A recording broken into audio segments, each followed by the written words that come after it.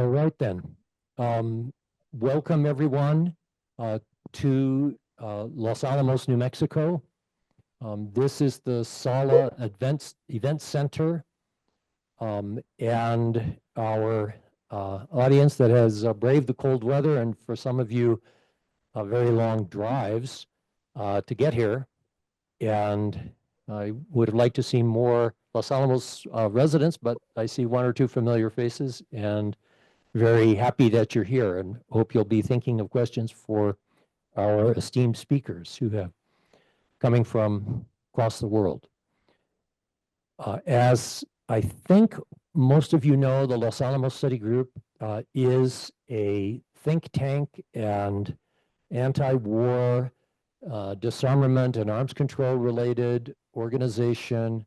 We do education. We do a lot of lobbying in Washington, D.C., where I'm going to be going in a few more days.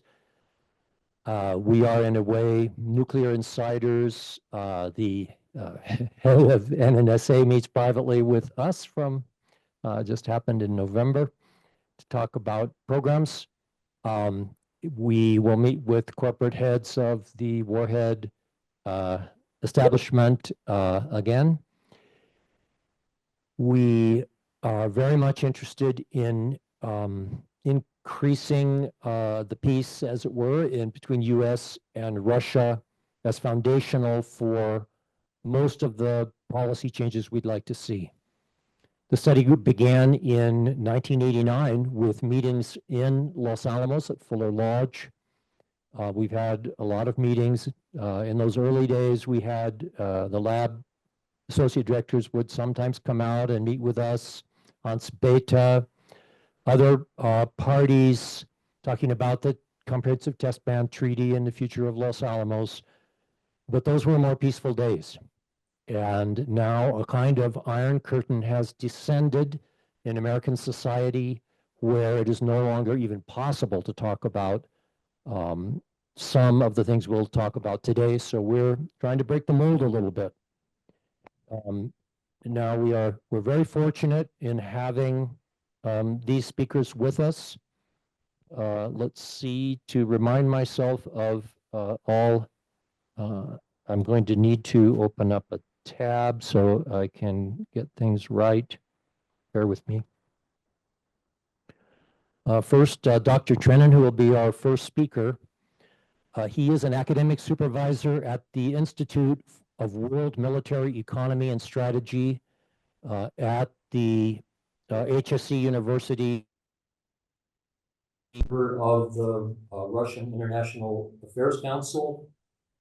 He graduated from the Military University in Moscow, holds a PhD in history, served in the Soviet and Russian Army, and was a senior lecturer at the Military Institute. He was a member of the delegation at the Geneva talks on nuclear and space weapons, senior research fellow at NATO Defense College, and fellow at the Institute of Europe of the Russian Academy of Sciences. He was the security program, he was chief of the Carnegie Moscow Center, which is, I think, where we first came across its name, and until it closed in 2022. He is author of over 10 books in Russia, the United States, Germany, China, and other countries. He focuses on transatlantic and Eurasian security, international relations, Russian foreign policy, geopolitics and globalization, and post-Soviet Eurasia. So Dmitri will be our first speaker. He is at the moment in Moscow. Scott Ritter is a former Marine intelligence official. He retired with rank of major. He was chief weapons inspector in Iraq and a major critic of the U.S. invasion of Iraq. We know him as an incredibly prolific commentator, an insightful student of U.S. Russian relations. He has traveled to Russia, including recently. He, I think, has always had, if not a major interest in U.S. Russian relations. He has been deeply involved in U.S. Russian arms control negotiations.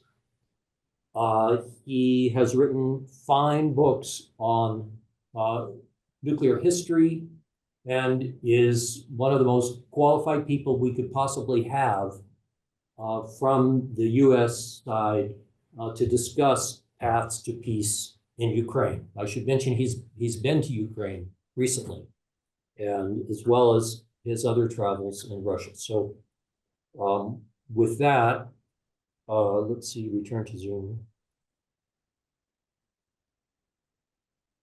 Hello. There.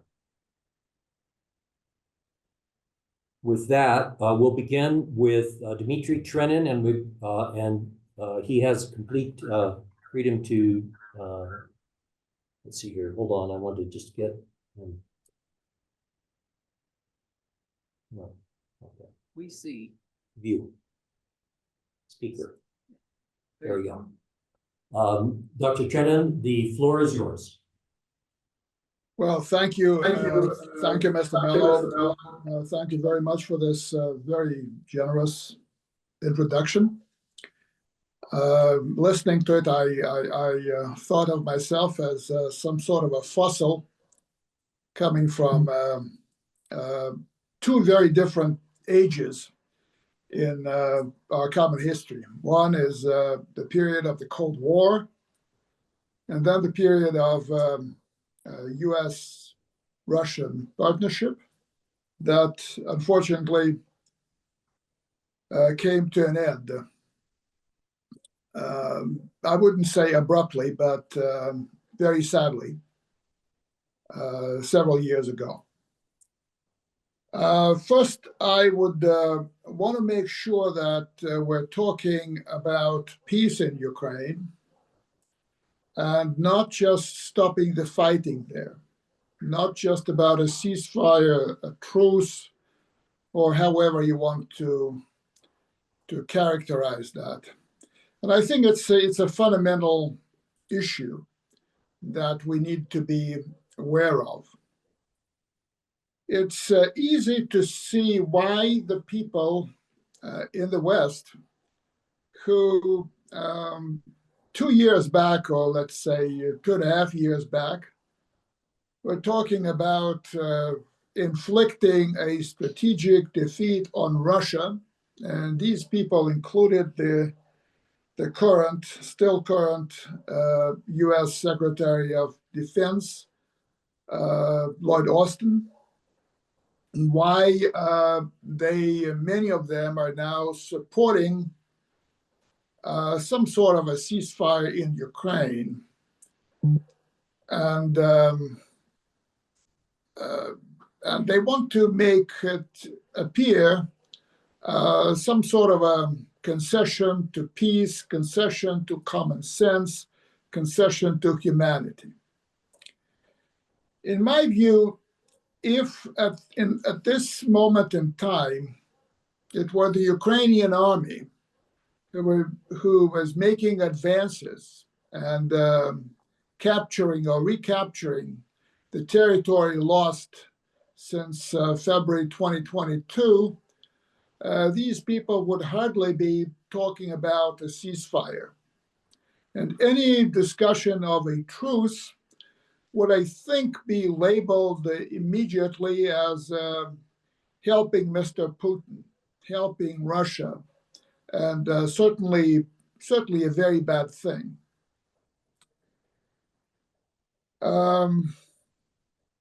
In my view, we should be talking about something that goes way beyond the ceasefire. Because if you imagine for a moment that for some reason a ceasefire is accepted and put in place and fighting stops, then I think it will be merely a pause in the war. It will give respite to the battered Ukrainian forces. It would give the West an opportunity to replenish Ukrainian military stocks, military arsenals, support Ukraine in various ways, and certainly portray that as a huge failure for Russia and as something that would eventually lead to turning the tide against Russia at the proper moment. I have no doubt that a ceasefire would not last very long, that at some point Ukraine would restart the hostilities.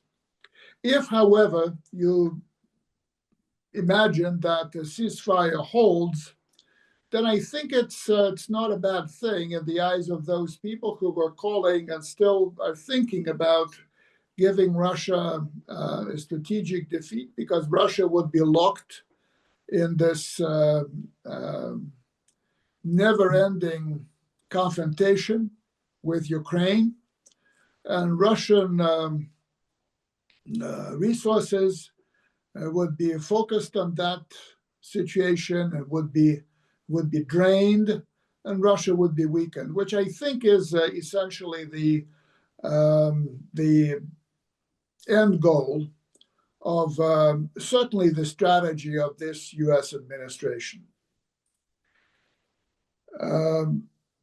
In Russia, the official stance, supported by, in my view, the bulk of Russian public opinion, that we should be talking about a peace that deals with the fundamental roots of the war, the things that actually led to this war.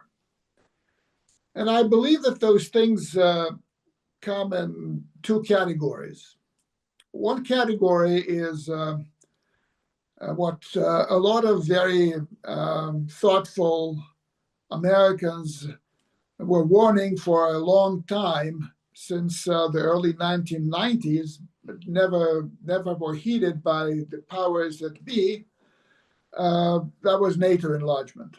And I would mention that people like George Kennan, perhaps America's most thoughtful diplomat in the entire history of American diplomacy, someone who was behind the concept of containing the Soviet Union, he was vehemently opposed to NATO enlargement for the reason that we see today, because it brought the United States within striking distance of a head-on collision with the other nuclear superpower.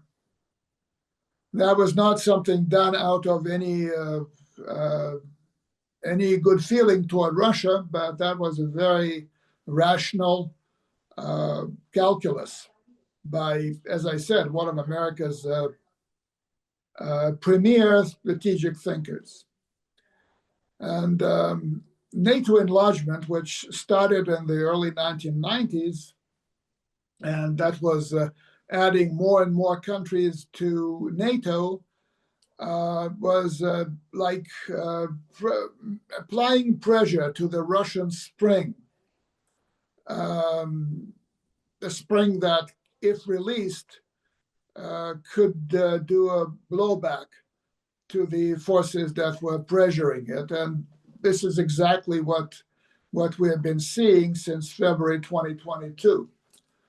Some of my U.S. colleagues likened the potential membership of Ukraine in NATO to the United States parking a land-based, if you can imagine that, a land-based aircraft carrier just at the gates of the Kremlin.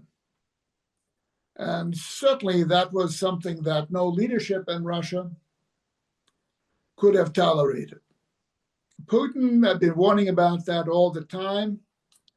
In 2008, he made his case directly to the leaders of all NATO countries at the NATO summit, or properly said, that was a Russian NATO Council meeting at the heads of state level in 2008, when basically the Russian leader said that NATO embracing Ukraine would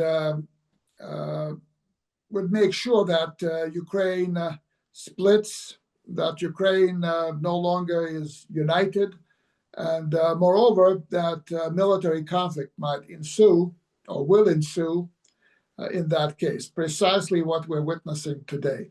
This is the first category. The second category of root causes of this war is the coming to power in Ukraine in 2014 as a result of the street supported coup, the coming to power of the more, let me put it this way, the ultra-nationalist forces in Ukraine, for whom always a minority in that country, but enjoying the momentum when they had some powerful allies, including those in Europe and in the United States. They managed to organize a Maidan, a street, a permanent siege of the Ukrainian leadership headquarters in Kiev, the capital, that ultimately led to the ouster of the then Ukrainian president. Not a very respectable person, I can assure you, but someone who was democratically elected and was a constitutional head of state of Ukraine. And with U.S. support, I think Toria Nuland was very vocal and very sincere in admitting the great feat of supporting that movement in Ukraine to the tune of several $billions of U.S. money, and certainly a lot of U.S.-based and other Western NGOs, non-governmental institutions supporting that. That leadership was toppled, and the Russophobes, nationalists came to power, whose first legislative initiative essentially was to drastically limit the use of the Russian language, and essentially paving the way to a war on Russian culture. You should know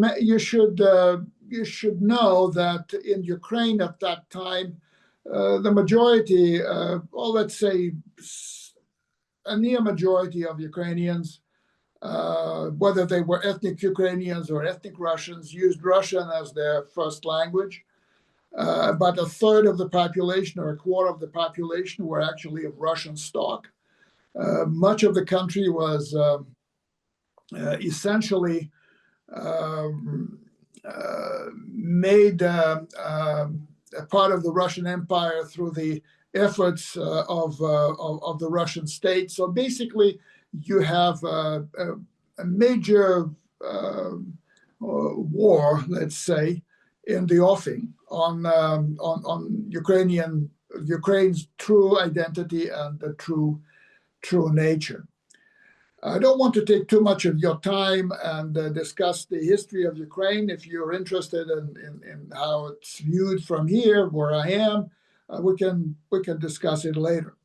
But let me say that going back to the issue of peace in Ukraine, we need to deal with those two things to make sure that the peace is a lasting one.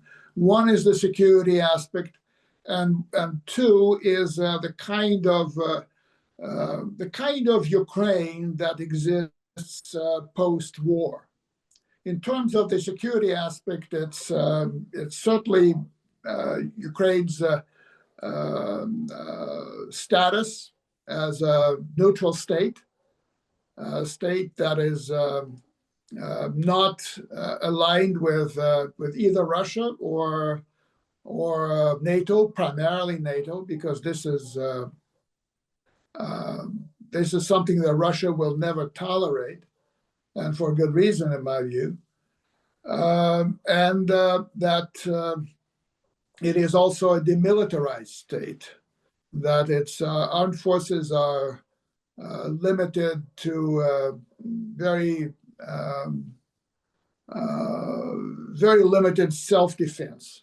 I must tell you that the Russian decision to go into Ukraine back in February 2022 was the result of 8 years of a war that the regime in Kiev was waging on the population of Donbass, that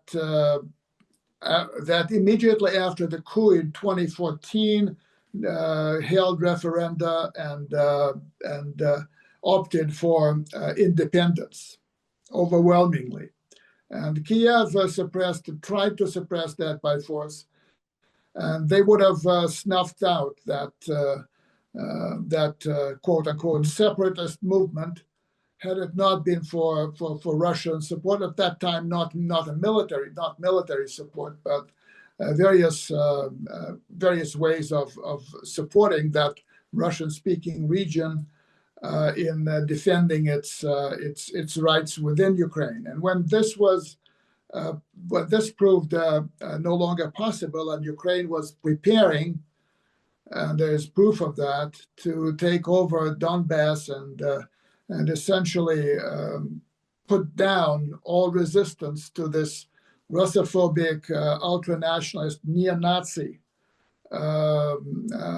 regime in Kiev, that Russia finally, after 8 years, decided to intervene in force, and now this war continues for a third year, and next within a month we'll be turning the page, and again it will be a new year of war, a fourth year of war. So basically, when we talk about that, the whole complex of issues dealing with security need to be addressed. The other thing is addressing the nature of the Ukrainian regime, because the current government is certainly bent on fighting Russia to the last Ukrainian, and Russia does not trust and will never trust the government that exists today. And certainly, any peace should not only take account of the status of Ukraine, not only should take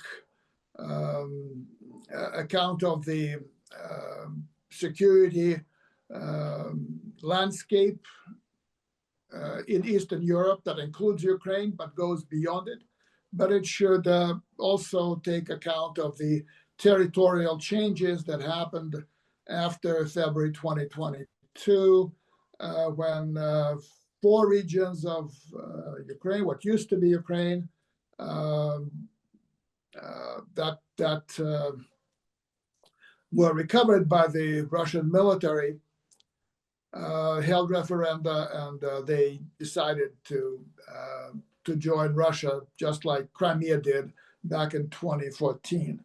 Those are mainly Russian-speaking and ethnically largely Russian regions of Ukraine. So that's what we're talking about. If I may say so, Russia has been trying to solve the issue several times by diplomatic channels. Russia's insistence was on non-NATO status for Ukraine, and had that been accepted by the United States and its allies, there would be no conflict in Ukraine. There would be no war in Ukraine. And moreover, I would say that Crimea would probably be still Ukrainian. But that would have meant that Ukraine would be an inclusive country, a country that's open to both the East and the West, a country that would treat all its people equally, including those who speak Russian and are part of the Russian culture and what we call here the Russian world. Russia did offer a number of proposals just a couple of months before the start of the special military operation. And it tested the West with those proposals. And unfortunately, they were rejected. And we're talking about NATO membership. We're talking about demilitarizing the Russia-NATO, I should say, a line of division in Europe, so that its excessive militarization is essentially rolled back. But these proposals were turned down by the United States and NATO. Even after the start of the special military operation, Russia and Ukraine entered talks that were held first in Belarus and then in Istanbul, Turkey, and resulted in a draft treaty that nailed down the principle of neutrality for Ukraine, the principle of demilitarization of Ukraine, and they put to one side, suspended, in fact, the issue of territorial changes in Ukraine. That treaty was initialed by the Ukrainian delegation, but later Ukraine rejected it after having heard from then British Prime Minister Boris Johnson, and as I understand, that was also the advice given to Ukraine by President Biden.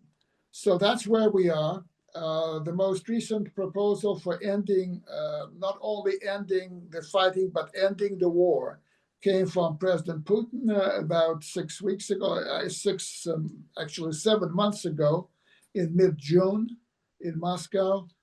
But on the other side, I don't think that they're ready for that sort of peace. They may be ready for a temporary cessation of fire, but that would only make sure that in the next round, fighting will be even more intense, and the situation might become even more dangerous. So let me stop here, and I thank you for your attention. Thank you so much, Dr. Trenin. Yeah, and we'll be back to you in just a little while. I wanted to say at the outset here that to emphasize the seriousness of this conflict, it's far away from us here in the United States, and we don't see it, the reality of it in our news media. But I think that independent estimates of casualties suggest that Ukraine has already lost killed in action about 10 times what the United States lost in Vietnam. And maybe Scott will be able to reflect on that, see if that's anywhere near what he thinks. And I'm very interested in what Scott has to say about how we can get to peace in Ukraine. Thank you. Go ahead, Scott. Well, first of all, thank you very much. And thank you, Colonel Trenin, for opening it up. I always enjoy listening to you speak about this issue. I learn something every time. So I'm a little nervous following in your footsteps, but I'll try and do this presentation honor. What I'm going to focus on is the impossibility of what this program is seeking, a pathway to peace. There is no pathway to peace. The United States doesn't want peace. And I think we have to be very realistic here. We can live in a never, never land where we believe in diplomacy and we believe in equitable outcomes. The United States is not looking for an equitable outcome. We have today a strategy that seeks the strategic defeat of Russia. That is our strategy. Ukraine is just a tool. Ukraine is just a means of achieving an overall objective. If there wasn't a Ukraine, we would be finding other ways to seek the strategic defeat of Russia. We have been seeking the strategic defeat of Russia since the end of the Cold War. I am somebody who has come to believe that there never was a period of time in which the United States was serious about its efforts to engage with Russia as a genuine partner, that we were always deceptive in our true goals and objectives. And we just had a document released by the National Security Archives, a 1994 version, I guess, of George Kennan's long 1946 long telegram. This one written by the charge d'affaires of the U.S. Embassy in Moscow. I believe his last name was Mary, in which he basically underlines what I've said all along. We don't want Russia to succeed. We want to achieve certain outcomes in Russia that are favorable to us. But as Mary says, we sacrificed Russia's economy and Russia's society to achieve a politically expedient outcome, which had Boris Yeltsin, a failed leader, stay in power. We sacrificed any possibility of building genuine democratic institutions in Russia to sustain Boris Yeltsin as a leader. Why? Because Boris Yeltsin gave us what we wanted, a subservient, weak Russia that yielded to the United States on every major issue, that ensured that Russia would never rise out from the ashes of the Soviet Union to again challenge the United States. And as long as Russia played its part, played its role, the United States was happy. It didn't matter what was going on inside Russia. We were never Russia's friend, ever Russia's friend. And I say this as somebody who came into adulthood in the Cold War when Russia was our sworn enemy, when Russia was the evil empire. And I was surrounded by a category of Russian expert that were genuine Russian experts. I'm talking about foreign service officers who spoke the language, knew the culture, traveled to Russia, knew the Russians, engaged with the Russians, liked the Russians, enjoyed being with the Russians. And yes, they were our enemies, but we were more friendly to the Russians in those days than we were at any time since the end of the Cold War. I'm talking about foreign area officers, military professionals who, again, received their graduate degrees in Russian area studies, studied the language, and did tours inside the Soviet Union, doing a variety of tasks, implementing arms control treaties, spying on the Soviet Union. And yet they were more friendly towards the Russians. Why? Because they respected the Russians. Because when they looked at the Russians, they said, you are our peers. You are our equals. We will treat you as our equals, even though we view you as an adversary or the enemy. But when the Soviet Union collapsed, this generation of Russian experts was disposed of. I'll give you a quick personal story. I was a very junior officer at the time, a captain, implementing arms control treaties, batting well above, boxing well above, punching well above my pay grade and weight. But I did a tour in the Soviet Union, and I received 2 classified commendations from William Webster, the director of the CIA, for my work, analytical work. In the early 1990s, with the Soviet Union gone, the CIA had reorganized its Soviet affairs branch into something, I think it was the Office of Russia and East European Affairs or something of that nature. And I was invited by the CIA to come and interview for a position as an analytical position in that office.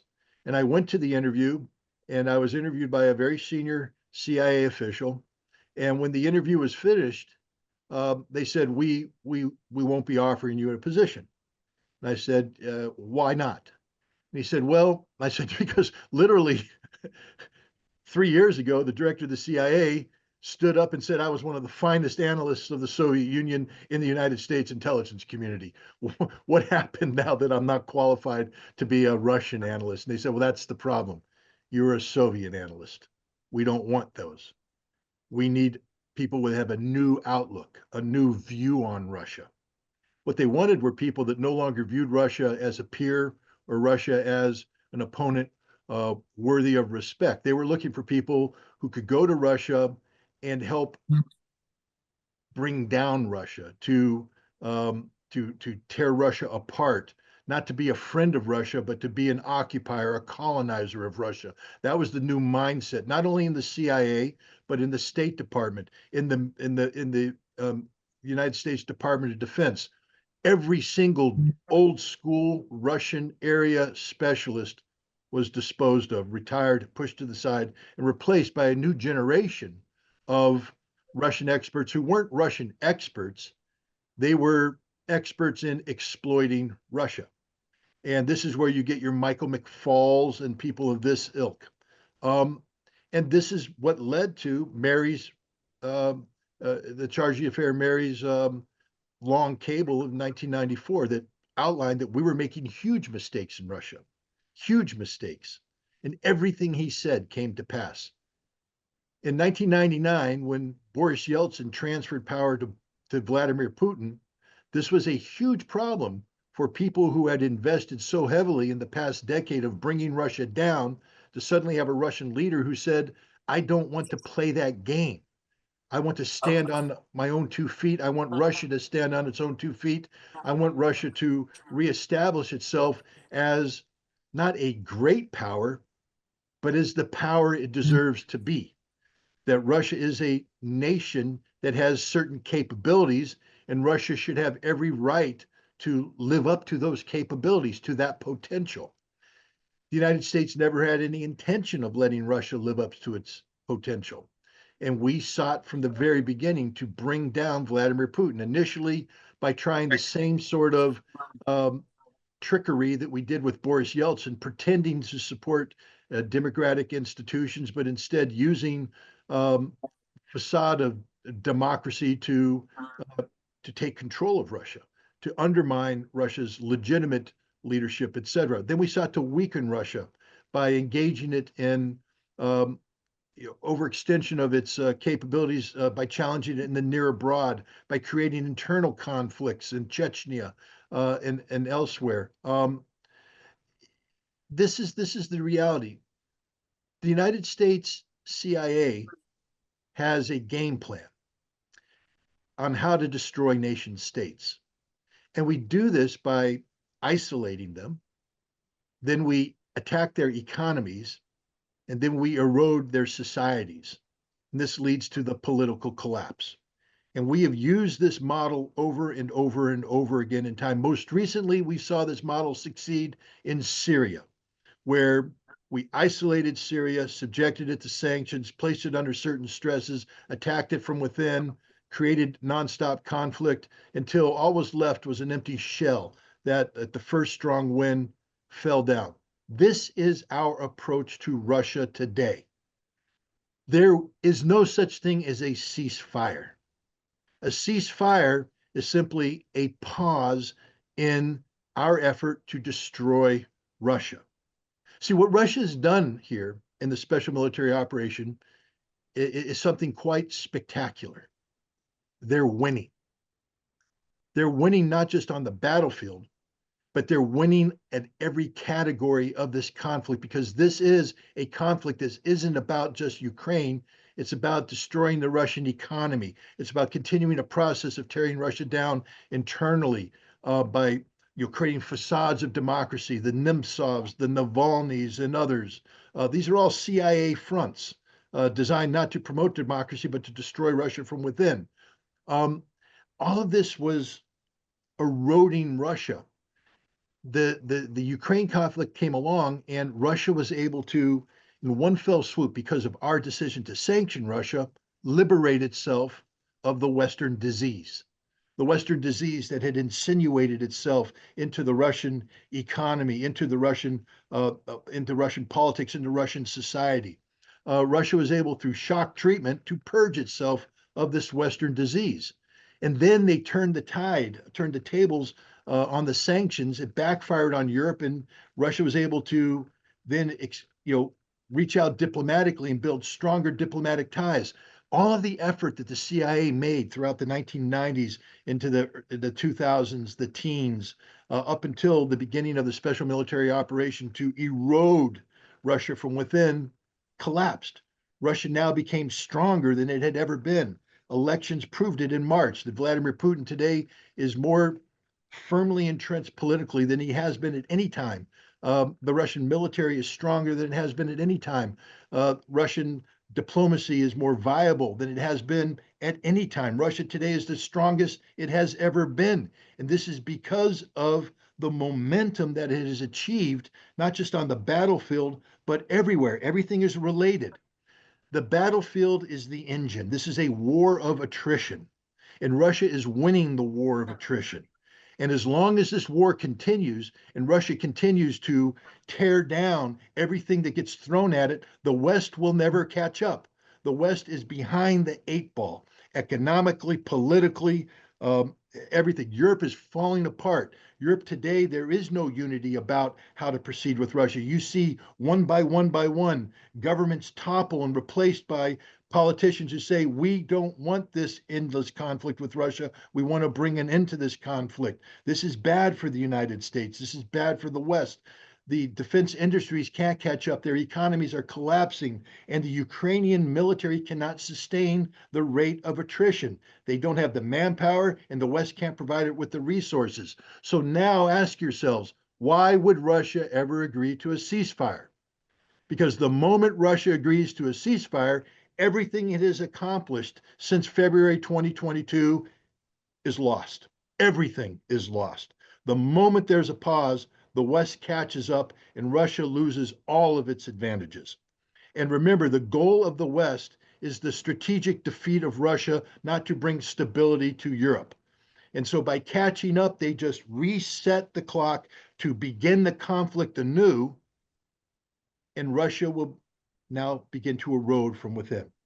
This is why a ceasefire is unrealistic. If you want peace in Europe, there's only one pathway to peace in Europe, and that's by a Russian victory based upon Russian terms. There can't be a negotiation where the West believes that it has a say in the outcome. The West doesn't get a vote. The West had a chance to vote. The West was given 2 draft treaties on December 17th, 2021, where they had the opportunity to sit down with the Russians and have a negotiation about what European security framework would look like. The West rejected that, forcing Russia's hand to begin this special military operation. Russia now, I believe, if there's going to be peace, Russia must win this war. That is the only pathway to peace, because by winning this war, Russia will do a number of things. One, winning on Russian terms means that Ukraine ceases to be a tool used by the West to bring down Russia. That post-conflict Ukraine will be exactly what Russia wants it to be, not what the West dreams it to be. The West only views Ukraine as a tool to bring down Russia. The West can't have a say in what post-conflict Ukraine looks like, because the objectives of the West aren't honorable, and we need to understand that.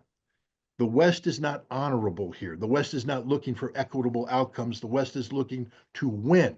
And a ceasefire is simply a tactic, a stalling tactic, until they can achieve their ultimate victory. So Ukraine must be what Russia and Russia alone wants Ukraine to be. 2, by freezing this conflict, you create a sort of a Korean scenario, North and South Korea, or a Cold War Europe scenario, East and West Germany. That's not going to be beneficial to Russia in the long term, because that just prolongs this conflict where the West is seeking to bring down Russia. This conflict needs to end, and that needs to end in a way that all sanctions are lifted against Russia, and that the West recognizes that the territory that Russia calls Russia is Russia forever. Russia cannot allow a situation where the West gets to draw maps that say Lithuania, Latvia, and Estonia are not part of the Soviet Union. That's what happened during the Cold War, where we failed to recognize the status of these three republics. We said they're not part of the Soviet Union. That's part of a mindset that said eventually the Soviet Union will collapse and these republics will become independent. If we allow the West to freeze this conflict or somehow end this conflict so that the West says that Crimea, Kherson, Zaporizhia, Donetsk, and Lugansk are not part of Russia, they're part of Ukraine, and they draw the maps that way, that just means that the West will never rest until that becomes the truth and Russia collapses.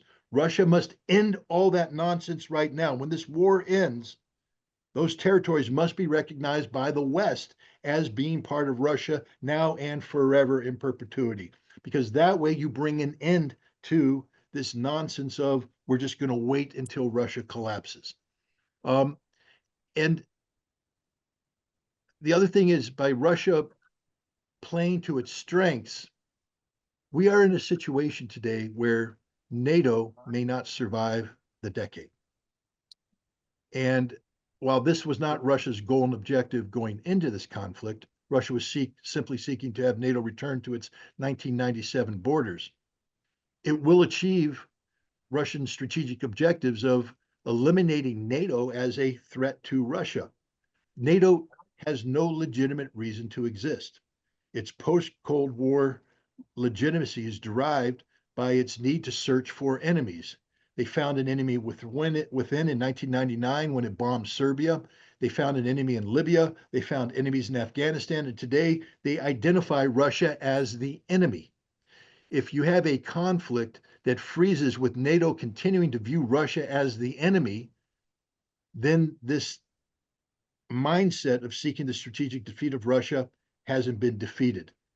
When this war ends, the United States must forever renege on the notion that its strategic purpose in dealing with Russia is to achieve the strategic defeat of Russia. The United States must be committed to living in peace with Russia, and that cannot happen so long as you have a NATO organization whose sole purpose is to seek conflict with Russia. So by continuing this war, Russia, the victory that Russia deserves, you will see NATO collapse and be replaced with something that will be more conducive to the kind of European security framework that Russia was outlining in its draft treaties in December of 2021.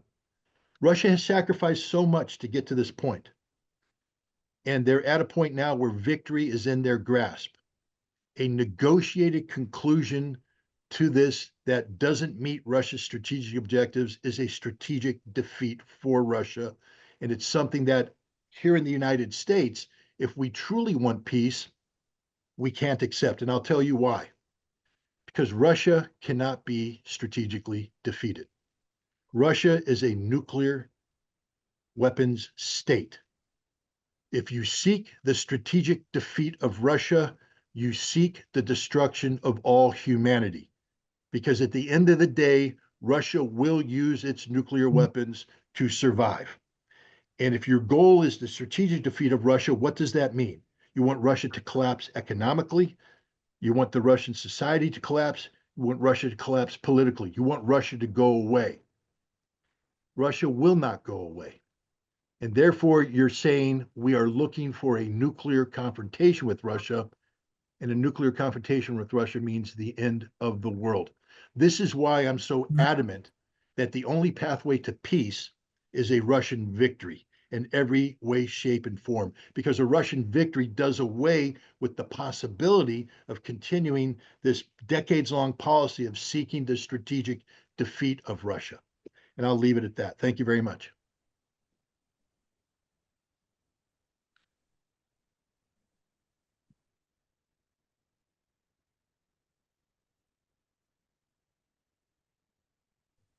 That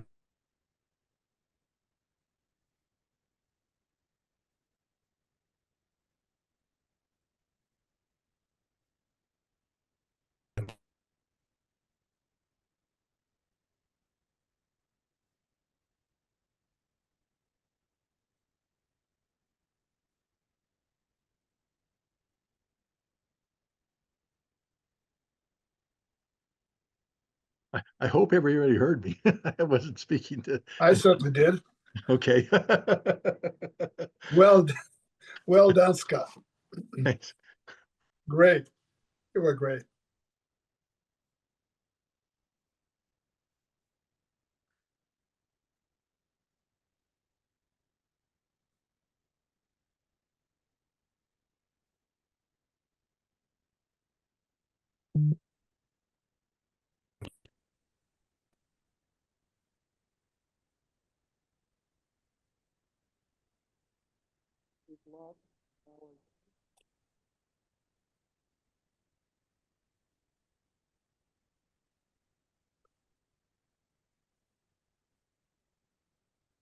It looks like we've lost. What? Sound. Or was this just a second? Can you hear me, Dr. Trenin? Hello? Mr. Mello, I heard you, but then you grew silent again.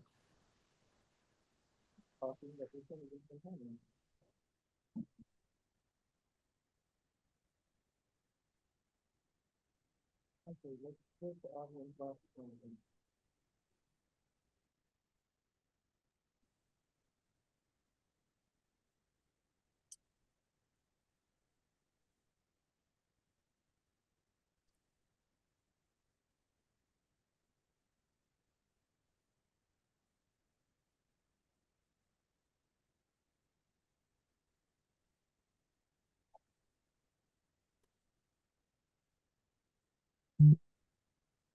Oh, I don't think so. Can you hear me, Dr. Trenin? Yes, I can. Yes. I think he's hearing me, but we don't hear him. You You're don't. not muted, are you, by chance? No, I hear Excuse him. Oh, all right.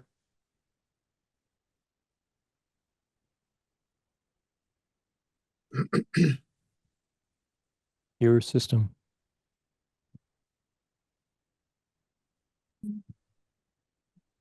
Okay, hang on, guys. No problem. All right. We're trying to get this back on. I don't know what the glitch is. We can.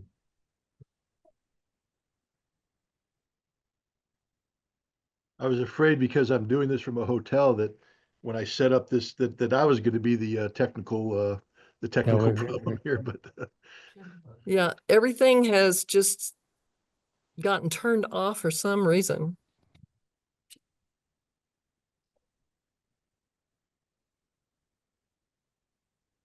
It happened right. The US is intervening. yeah, maybe the CIA got their revenge.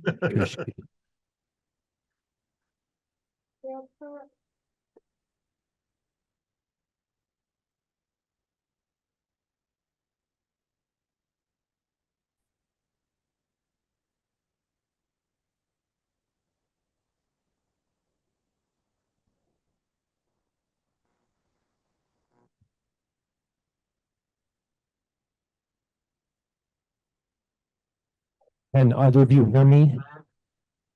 Yes. Okay. Scott's on live. Dr. Trenin, can you? Yes, yes, I can hear you. Okay, great. We're back online. Go ahead, Dr. Trenin. Well, what can I do? I can only say that I wholeheartedly support what Scott has been saying. He made it so clear. He made it so forceful.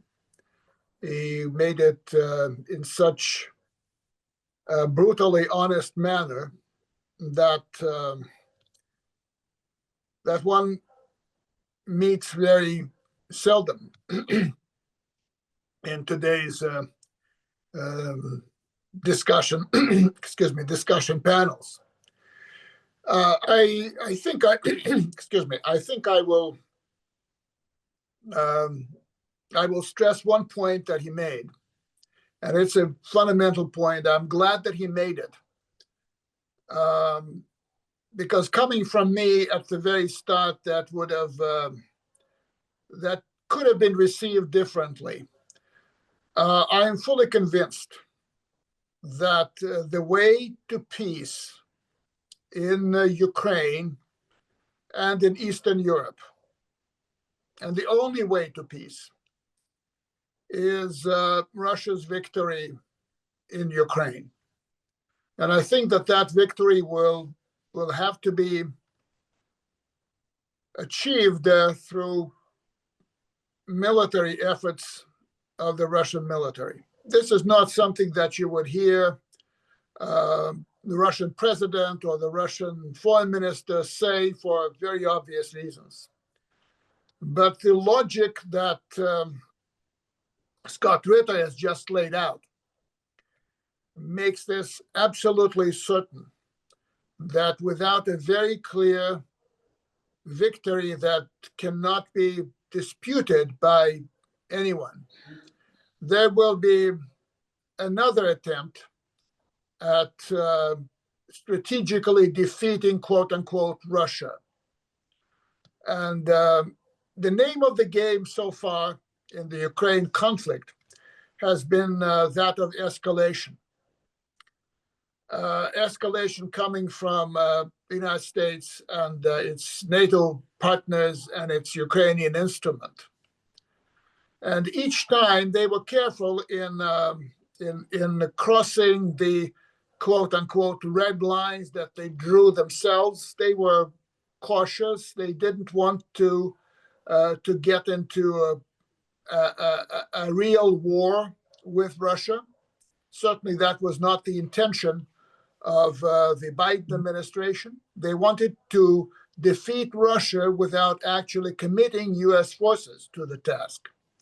And that is something that I think was at the very heart of their strategy.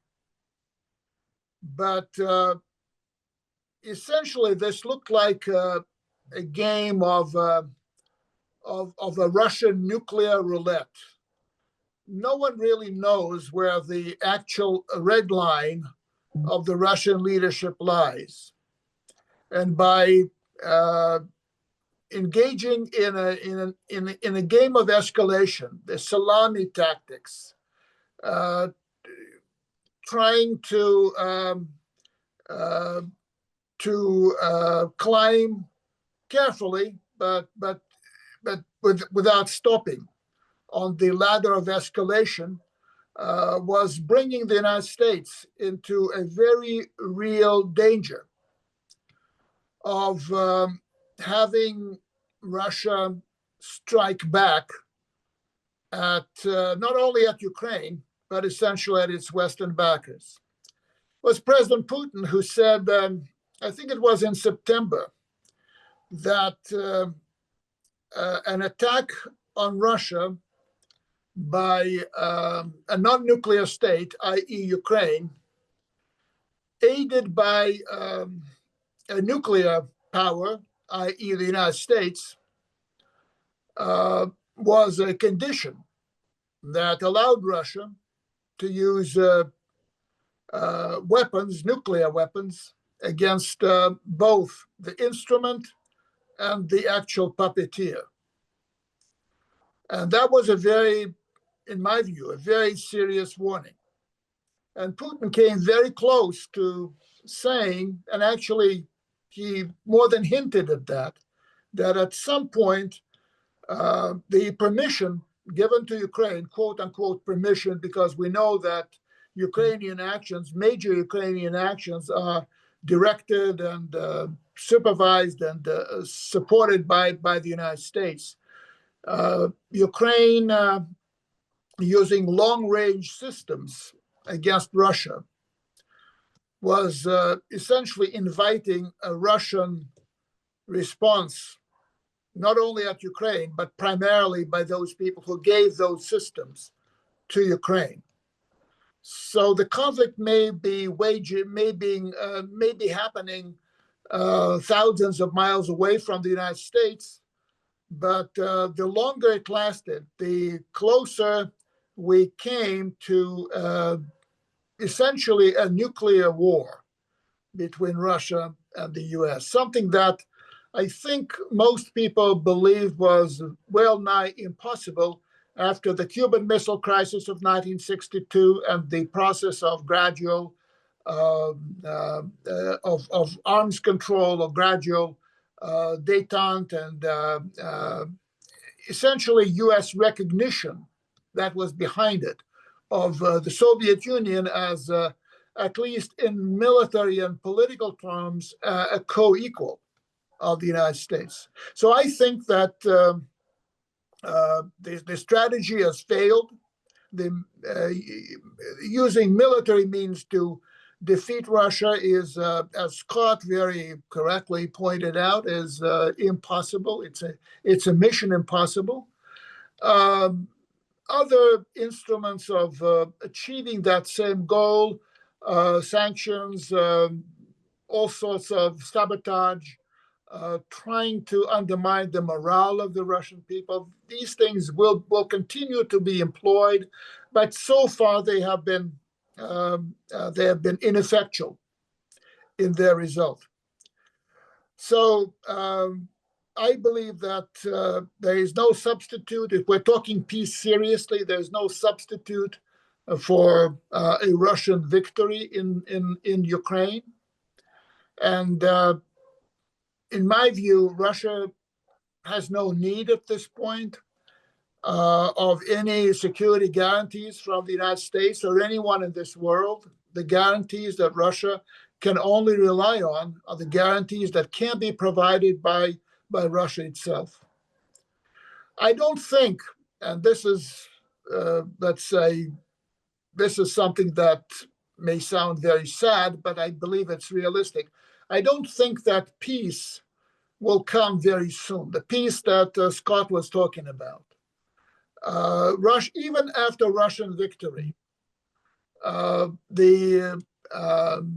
some people call hybrid war of the combined West or collective West against Russia will not stop.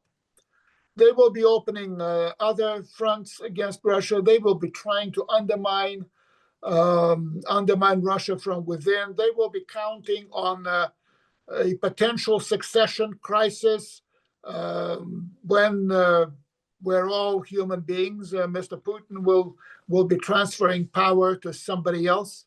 That will be a vulnerable moment for Russia, clearly in many ways.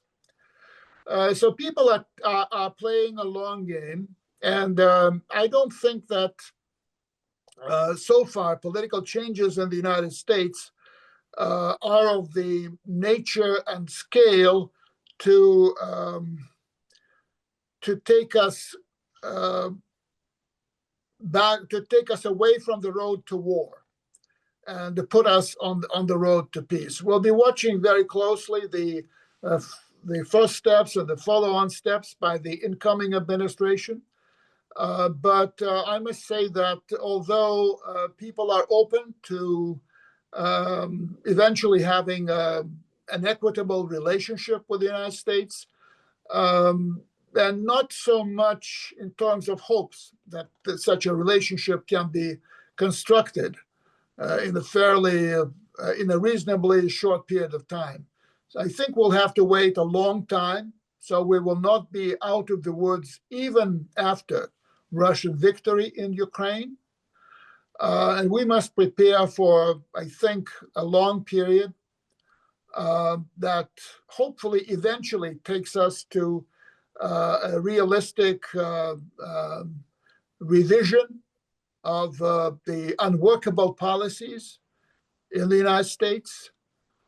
And then we can see the beginning of a more sane relationship between Washington and Moscow. But at this point, I believe that we can have victory without peace. We can have some sort of wouldn't call it a ceasefire, but we can have a Cold War-like situation in Europe after Russia does its job in Ukraine and secures its borders. But that will not be peace yet. So when I don't have a crystal ball clearly, but my expectations are fairly bleak for the next several years. But the most important thing is that as people are grappling with the issues at hand on the security front, they will not stumble into something that cannot be that leads us to a real head-on collision between the two nuclear superpowers. That's my pious wish. I hope we will not make the most fatal mistake, but the situation will remain very dangerous for years to come, in my view.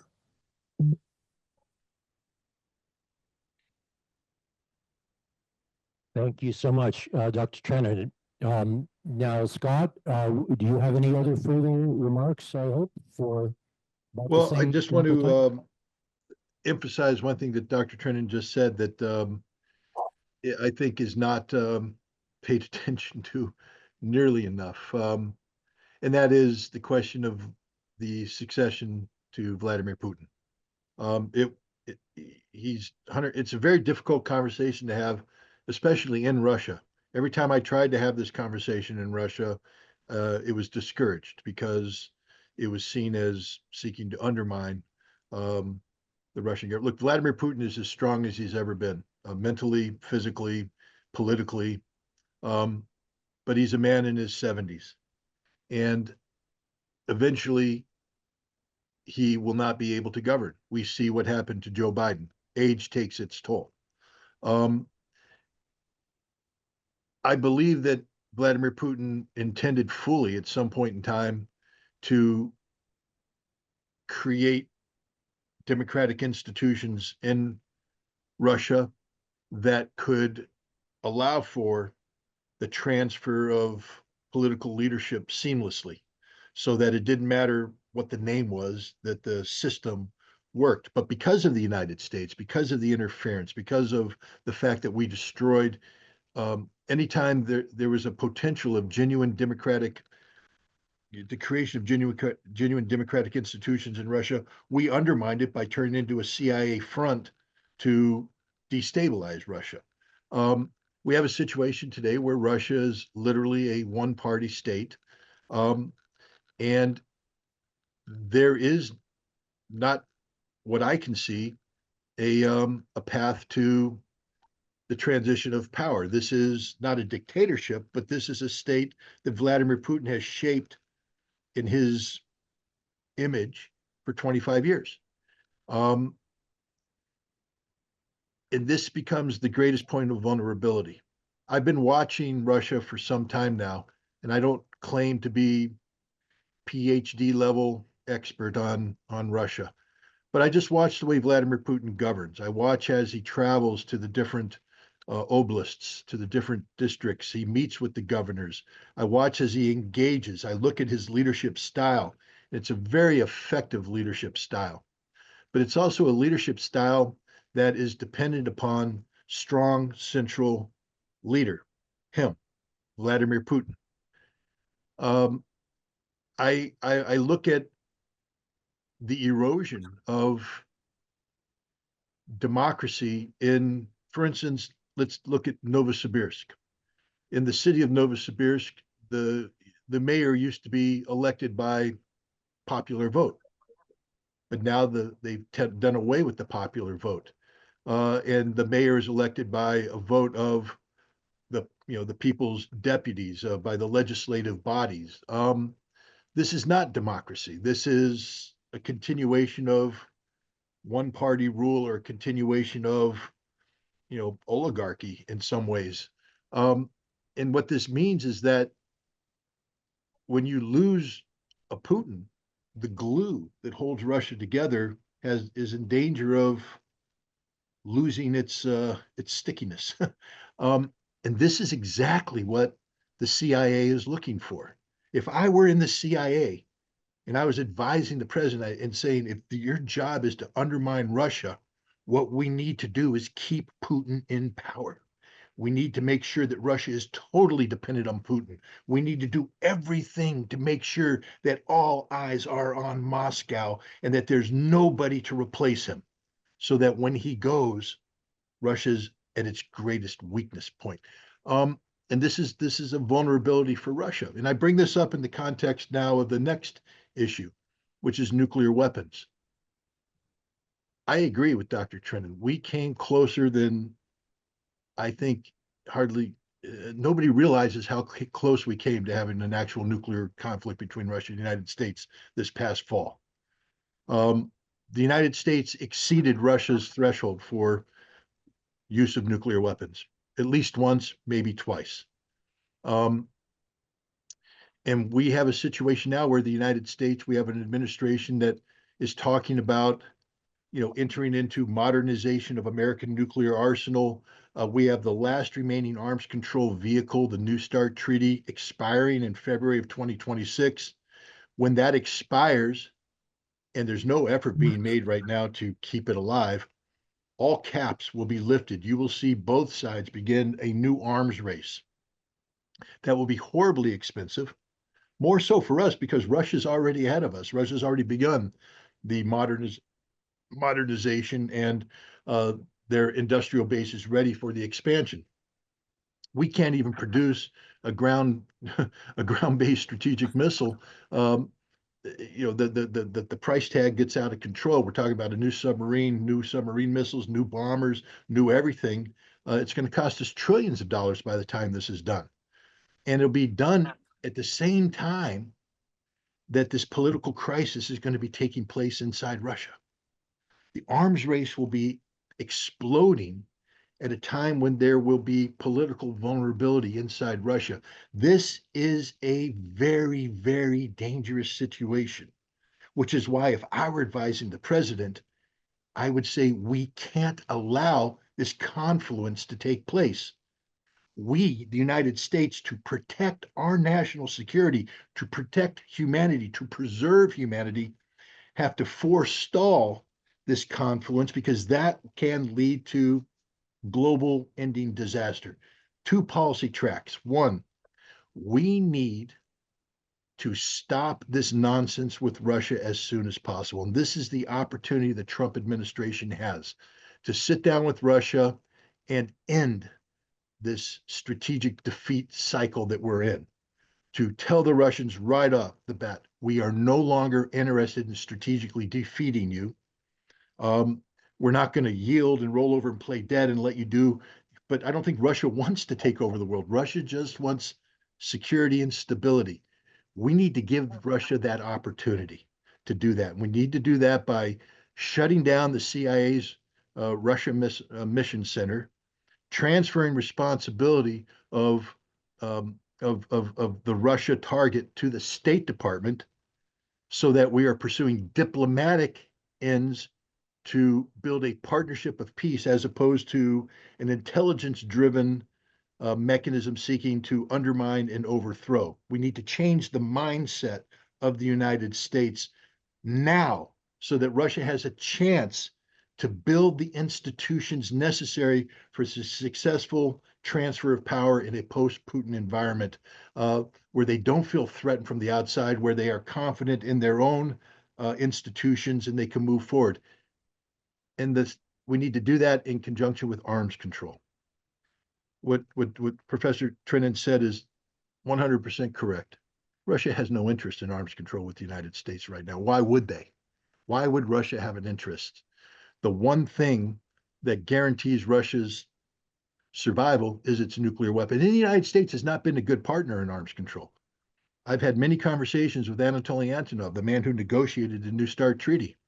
And he says straight up, he was lied to, misled. The United States did not negotiate in good faith. He said there was a little bit of a naive approach on the part of the Russians in believing that the United States had face value. When Obama told Medvedev, oh, give me some time, we can separate missile defense from the bulk of the New START Treaty.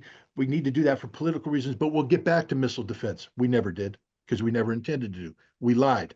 We lied about verification mechanisms, which are supposed to dispose permanently of certain launch capabilities, but in fact only created a temporary modification that the United States admitted to Congress could be overcome instantaneously so we could get our launch numbers back up in a time of crisis. Why would Russia enter into a treaty where the United States sets it up so Russia reduces numbers, we reduce numbers, but in a time of crisis, we can increase our numbers to our advantage? Why would Russia ever trust us again? But we have to get Russia to trust us again, because if we don't, we have an out-of-control arms race at a moment of great political vulnerability in Russia, and the confluence of those two things will lead to a nuclear disaster. And so this is a time for diplomacy. This is a time for a new way of thinking about Russia. And I don't know if Donald Trump's administration is capable of this challenge. They don't have, America doesn't grow Russian experts anymore. We don't train Russian experts. We train people who are experts in trying to destroy Russia, but we don't have people who seek to engage the Russians as a nation, as a culture, as an identity, as people, as friends. We need to learn to do that again. We have to get our academic institutions back up to producing people capable of going to Russia, learning from the Russians, absorbing what it means to be Russia, and bringing it back to the United States and disposing of this Russophobia that's gripped this nation, this poison that's poisoned our minds. And if we don't, this might sound like pie in the sky thinking, guys, but I'm as honest as I can be right now. If we don't change our mindset, if we don't change our approach, within a decade, 2034 to 2038, we're going to have a confluence of an out-of-control nuclear arms race in a moment of extreme political vulnerability in Russia that could lead to a thermonuclear war between the United States and Russia because of misunderstandings that will inevitably come to fruition. Thank you very much. Thank you very much, Scott. I couldn't agree more. Now we have this precious opportunity to for folks to ask a question or two to our speakers, and I'm going to let either or both of them answer these questions.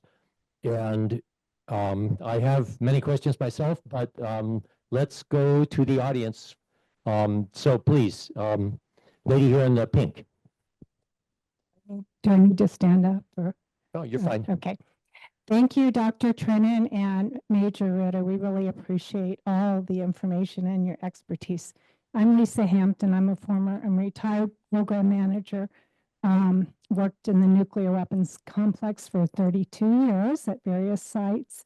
I'm also a little bit older than Major Ritter, but I was actually living in Germany in the 70s during the Cold War. And my question, and I went to Moscow in 1975, so that was quite an experience. My question to you, Major Ritter, and also Dr. Trenin, is what is your opinion of retired Lieutenant General Keith Kellogg, who's now going to be appointed as the Special Envoy to Ukraine and Russia, was formerly the Deputy NSA under the previous Trump administration, and he also lived in Europe during that time. I don't believe he's like a Russian expert, but he certainly has a lot of experience. Do you think he will bring anything to the table in hoping to achieve peace during this next administration? Thank you. Dr. Trenin, do you want to lead with that, or? Well, I think it's easy for me to lead on that because I never met General Kellogg. I have read something that he said, something that he has written, and I will not go to any length discussing him in person because I'm not qualified to do that. However, I would say that the future of immediate future of the U.S. Russia relationship and the immediate future of of any conversations. I'm not talking negotiations, but any conversations that can happen between Presidents Putin and Trump on Ukraine and on security in Europe will depend on President Trump as far as the U.S. side is concerned, not on his envoys, not on his assistants. I think it's if President Trump delegates matters as important, as crucial, as dangerous as the war in Ukraine and the future of security in that part of the world to his assistants, then we are in hot water. Then we are in trouble. That's what I would say. I don't know what President Trump thinks. I don't know how President Trump will act. I will watch extremely closely each steps that he takes, but I'm not spending too much time on his on the people that will be trusted with certain missions in the as far as Ukraine and Russia is concerned. Russia is important enough for the President of the United States personally to engage 100%. If he fails to do that, we are far worse off than we are today. I would concur with everything. Let me put it this way. I've never met General Kellogg. I know that in Vietnam, he served honorably and heroically. He was decorated with the Silver Star Medal because he put his life on the line to save the lives of his men under fire. And he is a man of great personal courage. He's a military leader who served effectively on active duty.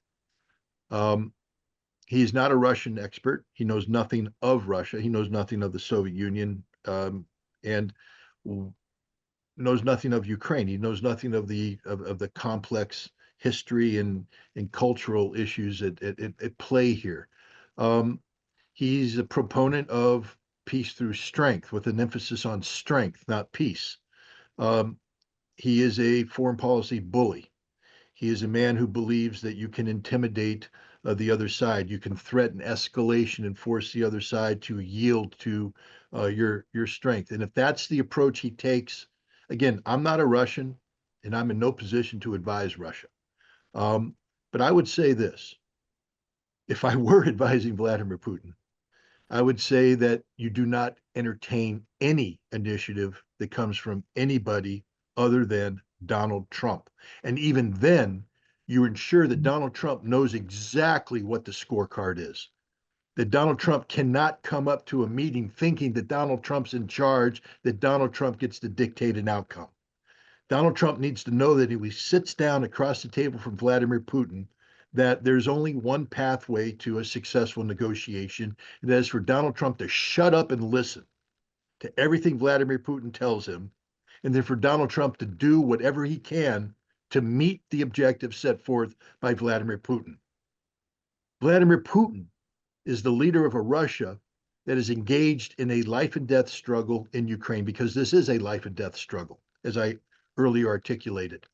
Russia cannot afford to lose, and Russia can't afford to waste its time with anybody who's going to come to the table and pretend that they are somehow in charge of this negotiation. Keith Kellogg is not qualified. Michael Wirtz is not qualified. Donald Trump is not qualified. But Donald Trump is the president. He is the decision maker.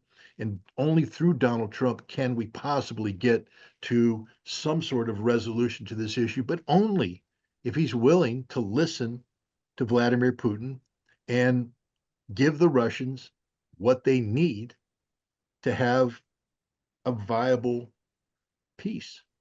Anything less than that is just going to fail. And again, I can't speak for the Russians or of the Russians, but I can't imagine that Russia is going to want to engage in a endless stream of useless discussions. That's not the Russian negotiating style. I think Donald Trump has one shot. He has one shot to get this war over soon. And if he blows that shot by delegating or by being an ineffectual negotiator, then this war will go on until Russia wins of its own volition. Donald Trump can help accelerate the end of this conflict by cutting through the nonsense, the NATO nonsense, the European Union nonsense, the Ukraine nonsense, the residual nonsense in the United States Congress. Because NATO will not win, the European Union will not win, Ukraine will not win, and Congress, the residual Congress people will not win. They are supporting a failed policy. Donald Trump is seeking to extricate America from this failure. He can accelerate that by wiping the failure off and just jumping to the inevitable outcome, which is a Russian victory. But he has to be willing to listen to Vladimir Putin and not obey, but to agree with Putin on the measures necessary to bring this war to an end. Keith Kellogg's not the man to do that. I hold back my tongue when I have questions, but for now, but folks in the audience, oh, talk louder. Over here, right here. Okay. So, the next question from the audience. Good. Sam, go ahead. Greg.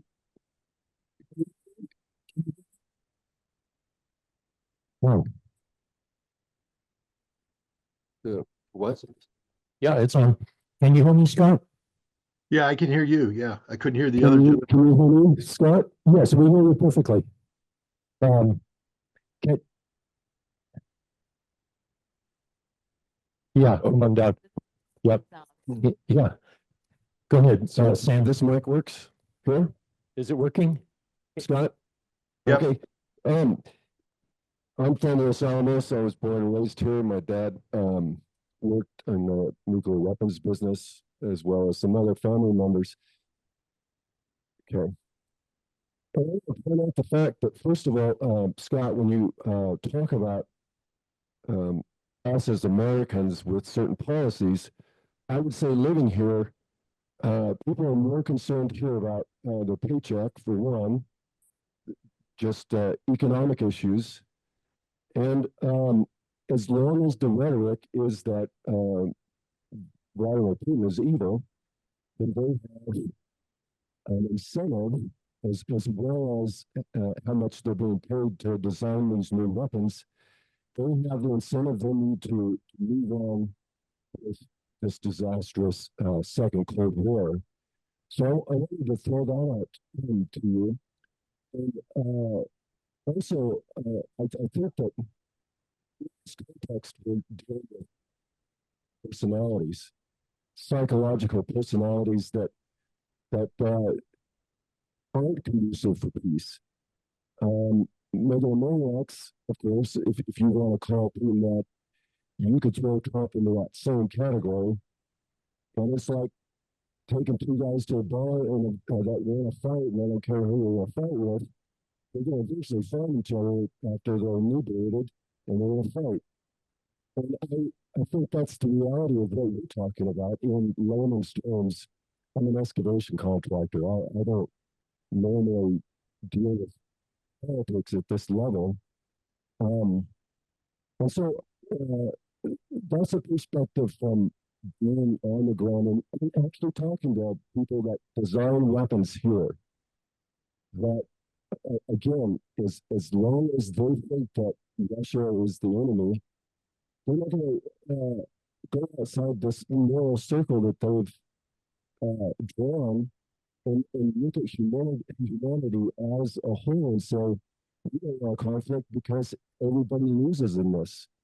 And the same way with Trump, the same way with Putin, if we're actually going to achieve peace, they have to see the effects on humanity, the effects on people that don't want to have anything to do with a nuclear war.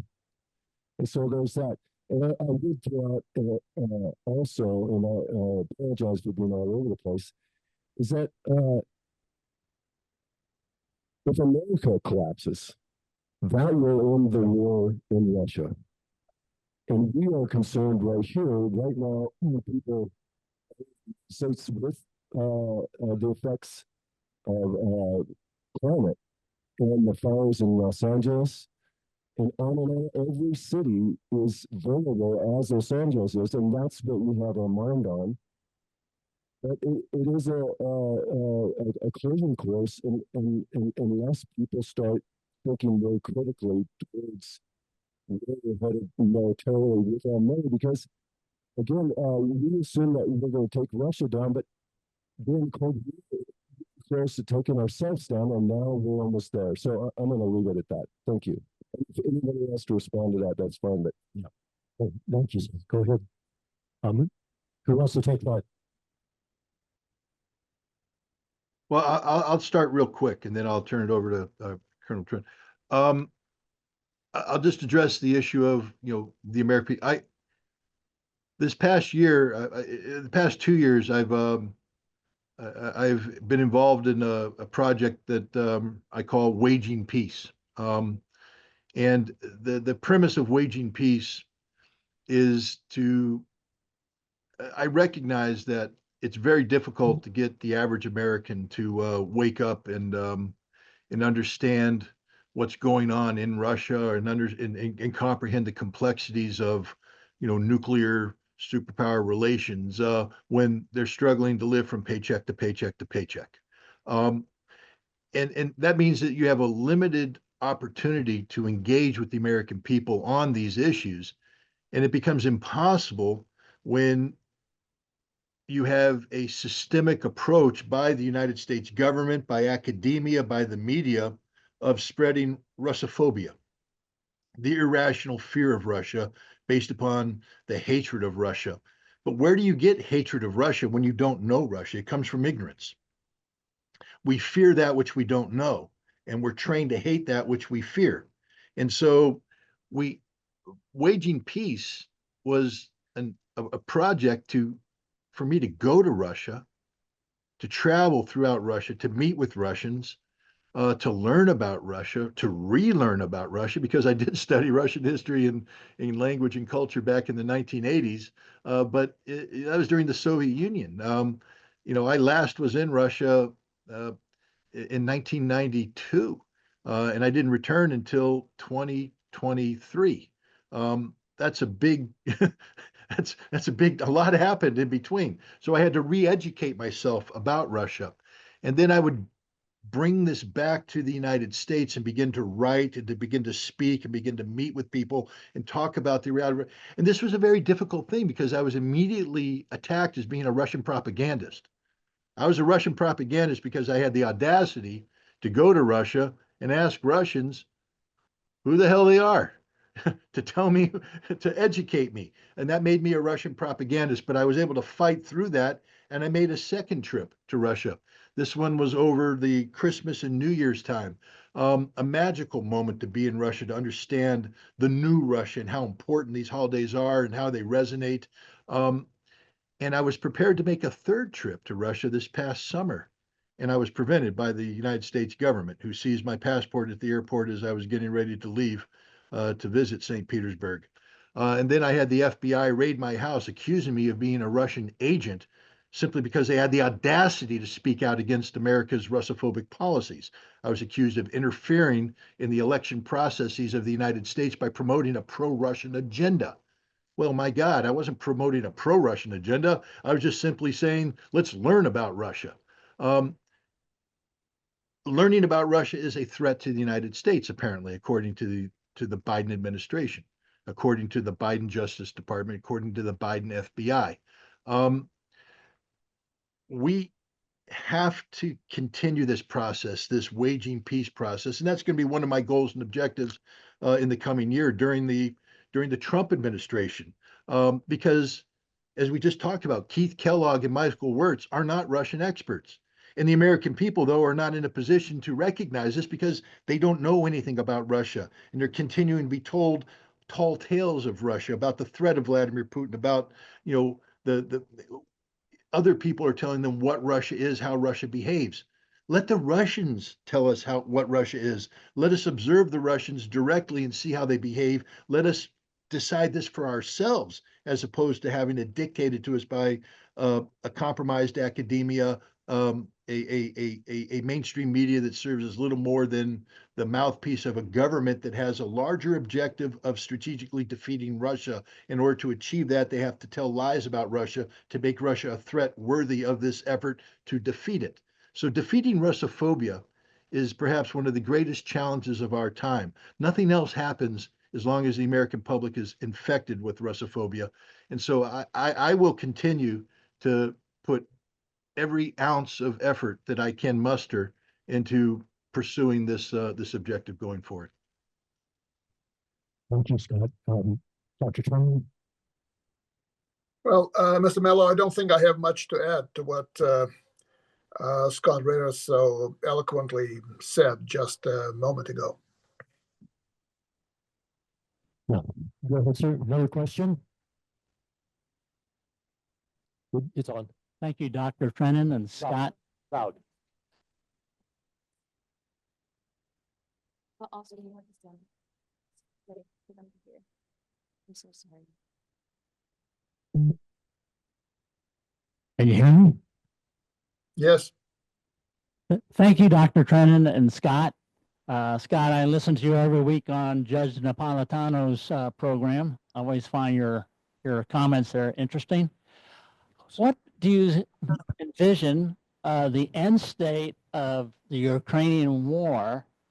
What will the Russian wins, but what will Ukraine look like? Will that be two countries? Or how do you envision that? Did you hear that? Dr. Trenin, that's best answered by you, I think. Well, I can only speak for myself.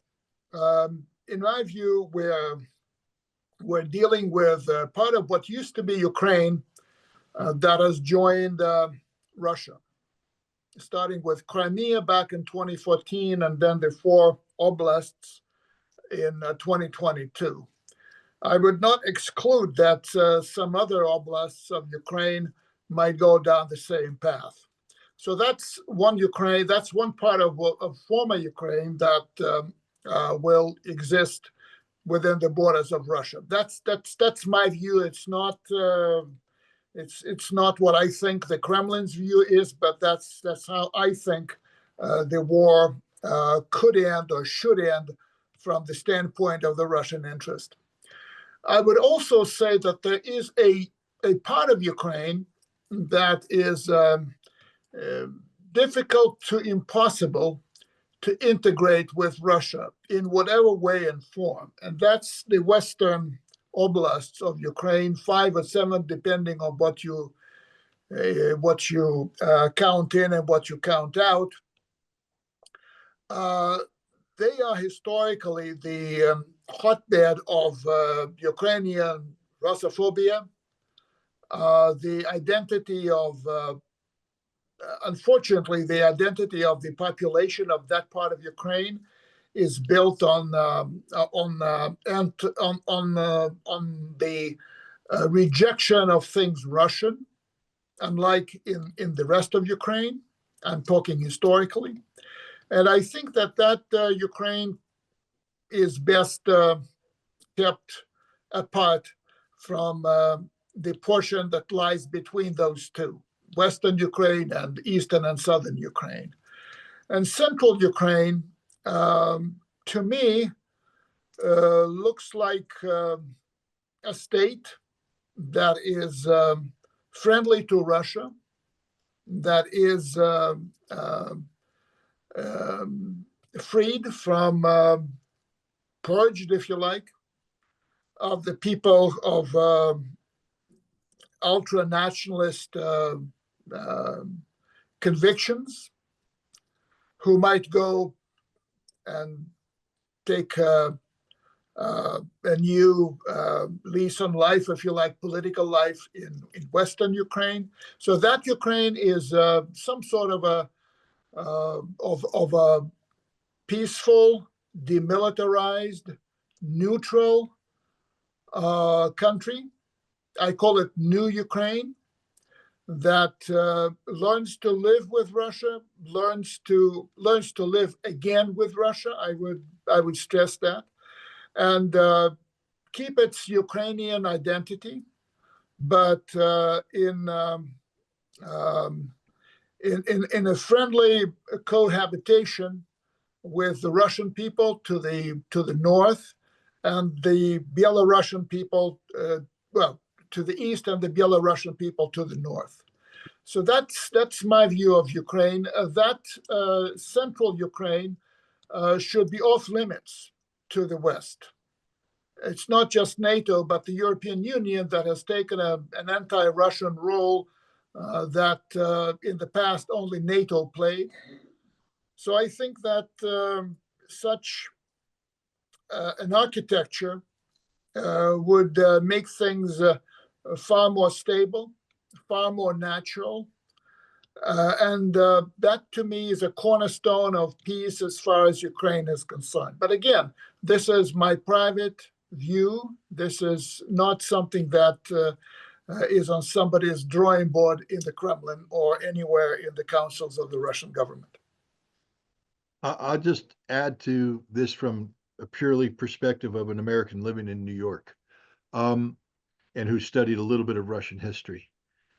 The Western Ukrainian disease, and it is a disease, this poisonous ultranationalism that emanates from Western Ukraine, has found a home in diaspora here in the United States, in Canada, and elsewhere. And it doesn't matter what is done inside Ukraine in terms of trying to control that, as long as it exists, not just is tolerated, but is furthered, is encouraged in diaspora. The poison of banderism will always exist, and it is a poisonous ideology, an odious ideology.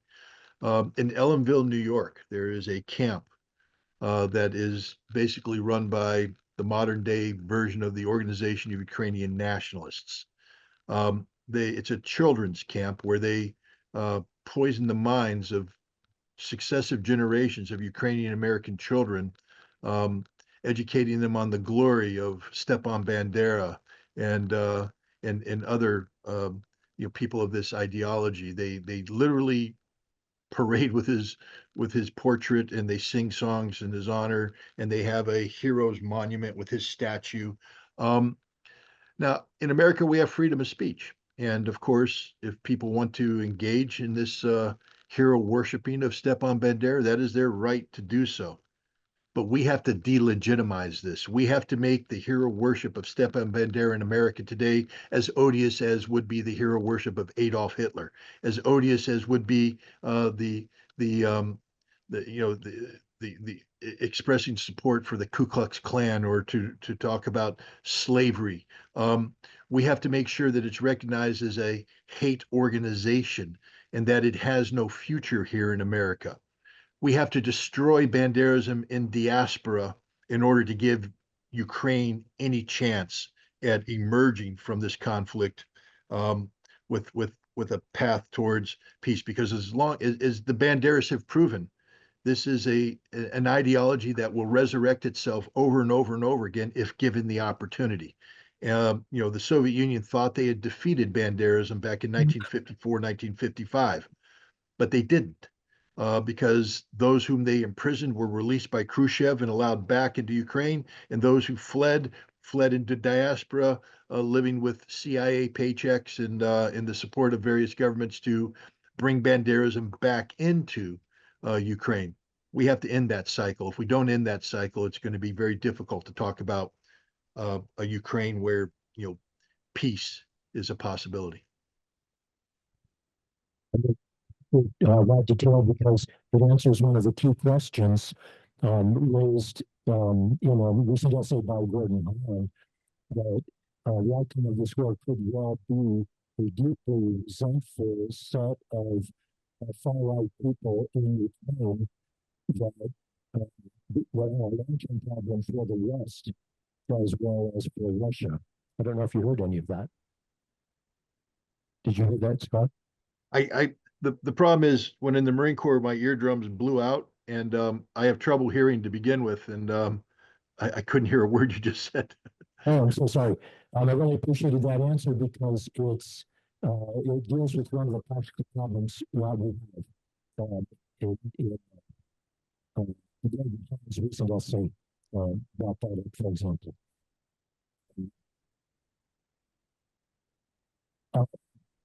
Susie, you have a question? Yes. You speak right into the microphone, real loud. So actually, thank you, first of all, Dr. Trenin and Scott. Scott, I listen to you all the time also.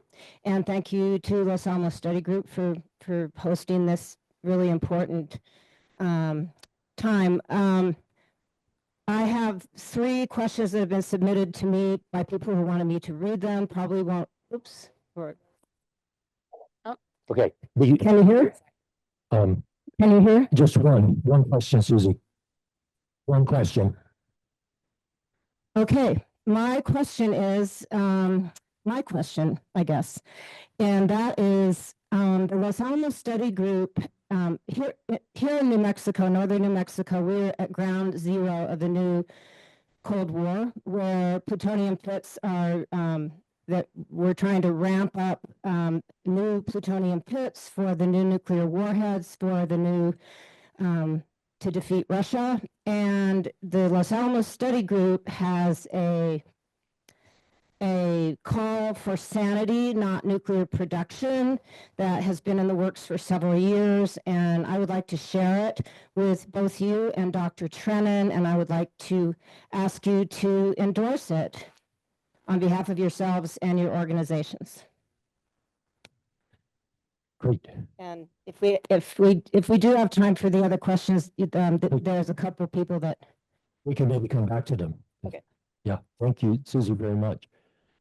Other questions?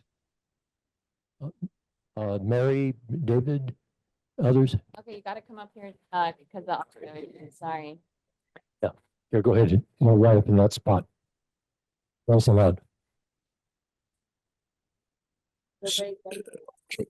So where do you think, I don't know if you know this, but these really hardcore is on the verge of taking out Mello out of office, leading the way to the end of the occupation. So, Swiss cars that really, I think, yesterday, David. I don't think Scott is hearing for some reason, but we have to be brief also.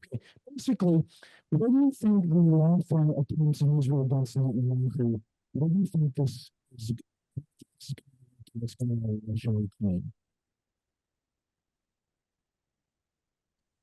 I didn't hear the question, so I'll let Dr. Trenin answer it. I didn't hear the question either. I'm sorry. Very sorry. Maybe do you hear better from here?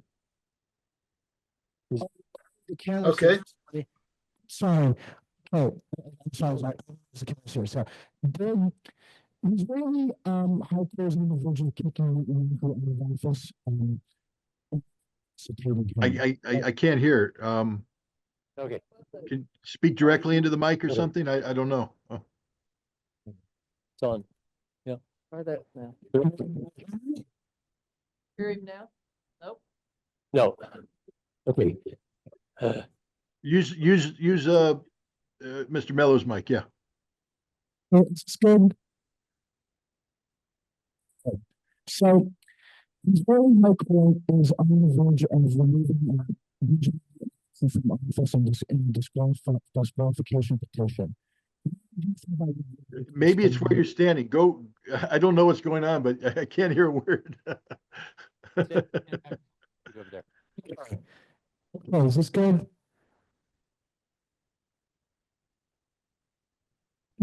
Yeah.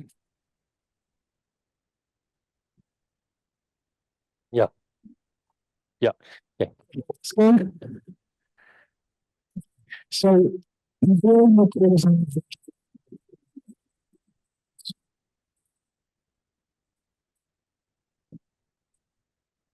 Absolutely nothing. I can't hear. I can't hear anything. I don't know what's going on.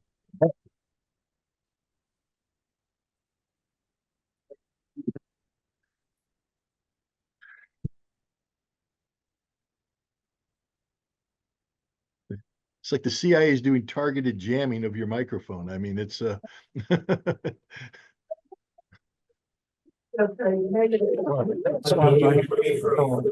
over here.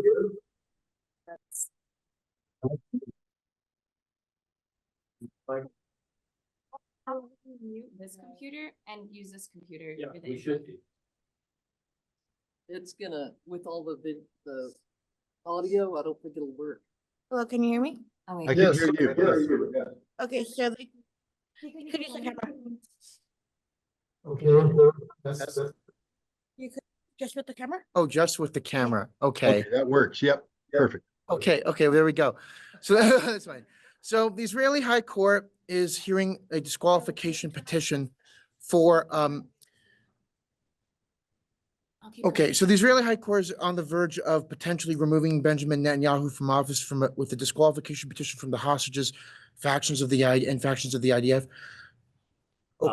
Okay, so the Israeli High Court is about to remove Benjamin Netanyahu from office due to at least last I heard, due to a disqualification petition from the factions of the IDF and the hostages' families. So how do you think that would play into the Ukraine-Russia conflict? Thanks. Dr. Trenin? Well, I don't think I can see a direct link. So my guess is that the impact will be zero. I concur. I don't see any link between Israel's domestic political situation or even the regional dynamic related to hostages and the conflict in Ukraine. So I think it would be nil. Person asking the question in front of the camera with the microphone. Okay, in front of the camera with the microphone. Can you hear this? Yes. Okay, I want to ask one question. If President Trump were listening and came to agree with the logic that's been presented here, which I think is very watertight, he would then face charges of appeasement, and some of his advisors might defect. The Democrats would seek to find a way in. They would say that, look, his advisors don't even agree with him. He's a Putin apologist. And then they would seek to impeach him, let's say. How will President Trump, or how could he, move toward real peace without destroying his presidency, given the situation we have in the United States today? Well, I would counter by saying that President Trump is a one-term president who's looking at the potential of springboarding into a 20-year dynasty, the MAGA dynasty, not a Republican dynasty. The Republican Party, as I knew it when I joined, is dead. The Democratic Party is in shambles. The scenario you paint is a scenario that implies that President Trump has a viable opposition against him. I'm not happy about the outcome of the election, not because Trump won, but because America is so fundamentally broken. I like checks and balances. I like government that's held accountable to the people, et cetera. That no longer exists. So if I were advising President Trump, I would say, you won an election, you won a mandate, and you cannot retreat. What you want to do, you do. And anybody who gets in your way, you steamroll over them. If somebody doesn't support you, you fire them and you replace them. And if Congress opposes you, you run right through them. The Supreme Court has said you are immune to criminal charges as long as you're acting as the President of the United States. So damn it, act as the President of the United States. You want to get something done, do it, especially if you're talking about preventing a nuclear war. That's the new political reality that we exist in America today. If President Trump shows any weakness, then he will accomplish nothing. And America will continue to devolve into, two schools. This is an ugly situation we're in. Nothing I just said is conducive to the kind of constitutional-based government that I swore an oath to uphold and defend, that I grew up believing in. But we are in a new reality right now, and for President Trump to govern effectively, he has to govern in accordance with this new reality. Dr. Trenin, anything? Well, Mr. Mello, I don't think it's proper for me to discuss domestic American politics. But what I can say is that here in Russia, I think we are ready for any scenario that plays out in the United States domestically. And it will not it will not prevent us from seeking to achieve what Scott has defined as Russian victory. So whatever happens in the United States, I don't think we will be deterred or that we will be diverted from our goal. Thank you. We are nearly at the end or at the end. Perhaps I should call it. Maybe Susie has one more question she wants to ask. Susie, you have one more? There's a question from the Schiller Institute, who I recruited to watch this video. Okay. Just look in the Okay. video. That maybe they. Okay. Well. Can I at least read it, even if we don't get it? Yeah. Go ahead and read in the question. Okay, but she has to be up here. in Yeah, front of right the here, Susie. with the microphone in front of the camera.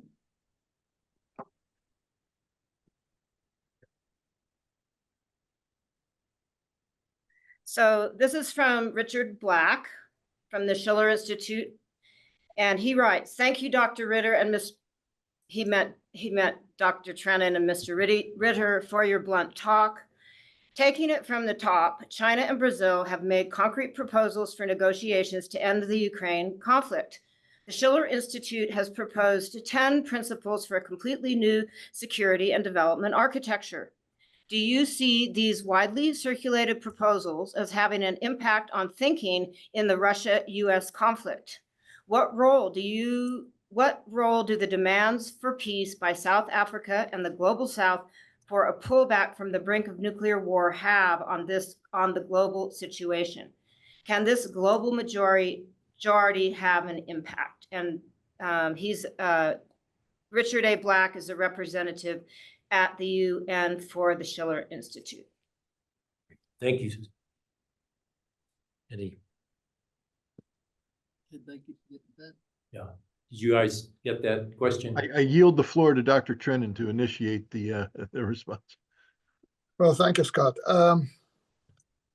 I recently met Mr. Black, and I'm glad that he was paying attention to this very interesting discussion today.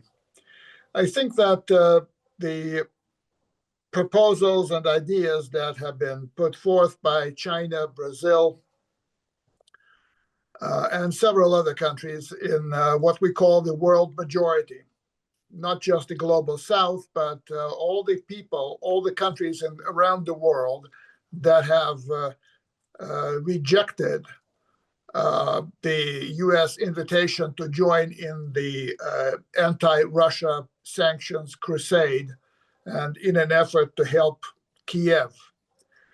I think that what stands out in the Chinese, particularly in the Chinese proposals, is the idea that the reasons, the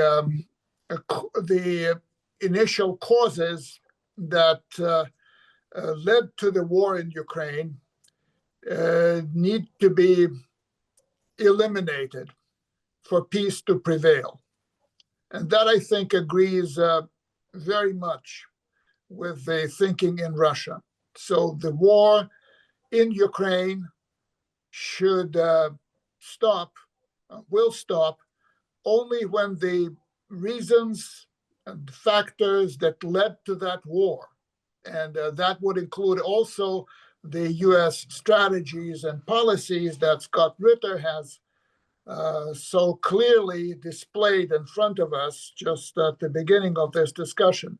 When that is done, then we can be sure that the peace in Ukraine will be long-lasting.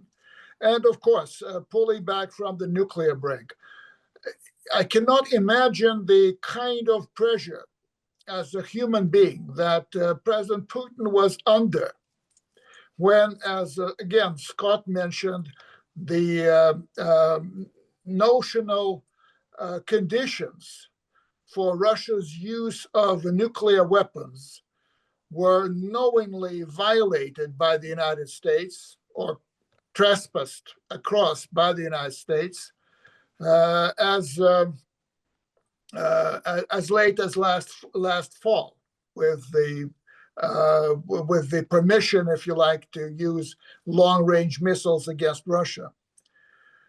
I think that there has never been a more responsible policy toward nuclear weapons displayed in real action by any leader since the Cuban Missile Crisis than what has been displayed by President Putin during the war in Ukraine.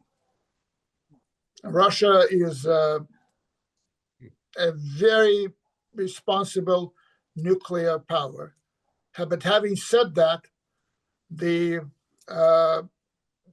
idea of taking Russian nuclear weapons out of the equation, which I think was behind the game of escalation that the United States and its allies played in Ukraine, that idea is extremely flawed and is extremely dangerous. First of all, let me start by concurring with what Dr. Trenin just said about nuclear weapons. Unfortunately, given the irresponsibility of the United States, of NATO, of the collective West, when it comes to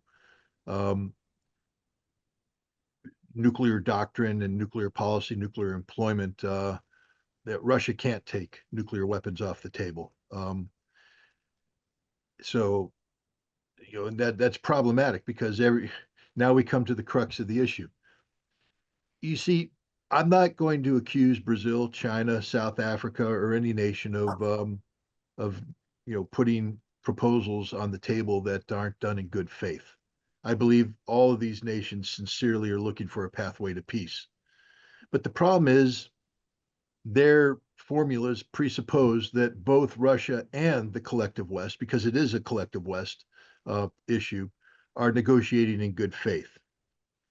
The West is not negotiating in good faith. And what happens when you have third parties like Brazil and China and South Africa bring peace proposals in?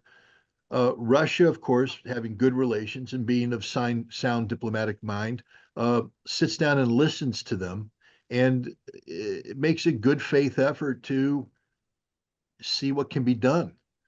The United States and their Western allies pick the proposals apart to dismiss that which is inconvenient to the policy objectives of the West while promoting that which pursues the policy objectives of the West. And this is why, again, if I were advising the Russian president, and he's never asked me, and I would never accept it, I'm just saying that for the benefit of the FBI. But if I were advising, I would tell Sergei Lavrov to nod your head, shake their hands, smile, and send them away. That the only solution comes from the tip of a Russian AK-47 or 74 and a tip of a Russian bayonet. That there is no Brazilian peace proposal. There is no Chinese peace proposal. There is no South African peace proposal. All of these peace proposals are little more than diplomatic covers for American efforts, Western efforts to achieve their strategic objective, that the only path to victory comes through a Russian military victory, and there's no third-party solution. Thank you very much for that question and for these important answers, which brought new light to an already brilliant presentation by both of you. We're very, very grateful for your candor and for your willingness to speak And we look forward to further interactions and for continuing this series of talks with other speakers so we can address the Russophobia that haunts our country and cripples it in its international relations. And you've both done a great deal to help the cause of peace, and we're very grateful for your presence here today, as well as the audience. So thank you, everybody, and especially to our speakers. And we'll be putting this on our YouTube channel. This will be on our YouTube channel, as well as the live link of the SALA and the SALA, excuse me, it's on the live link of the SALA Event Center in Los Alamos right now. It will be on their YouTube channel as well. So we'll be in those two places, and we will circulate it as widely as we can. Thank you very much. Thank you. Thank you very much. Goodbye, all.